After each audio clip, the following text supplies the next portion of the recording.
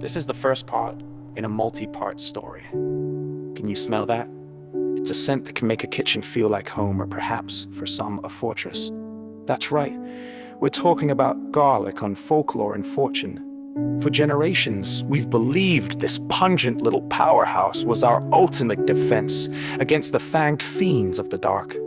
But what if the very thing we thought offered protection was in fact the greatest deception ever concocted?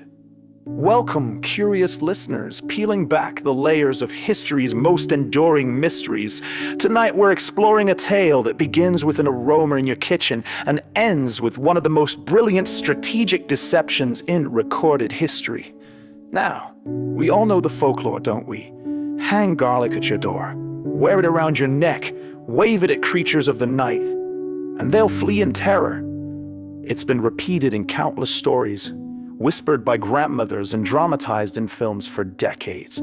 Simple, reassuring, and completely, well, let's just say the truth is far more fascinating.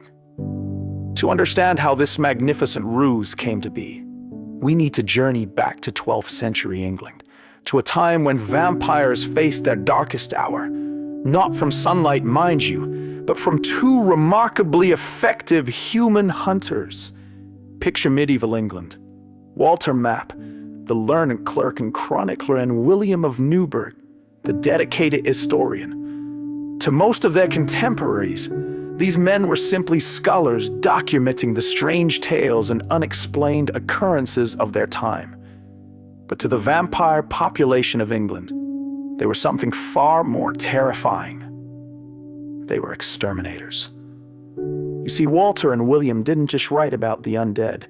They hunted them with scholarly precision. They studied patterns, documented weaknesses, shared information across monasteries and courts. Where folklore hunters relied on superstition, these men used methodology. They were systematic, thorough, and devastatingly effective.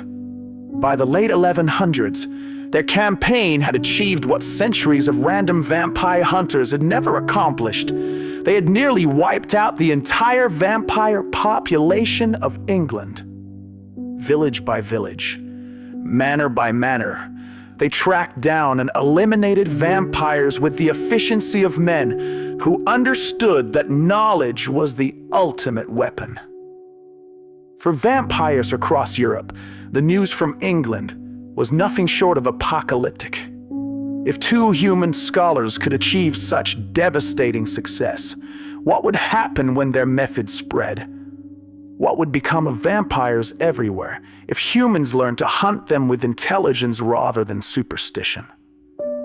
The ancient bloodlines faced an existential crisis, unlike any in their long histories. Something had to be done, and it had to be brilliant, lasting, and absolutely foolproof. And that, dear listeners, is where our story of garlic truly begins. Coming up. Part 2. How desperate vampires conceived the most audacious deception in history, and why your spice rack may not be quite what you think it is.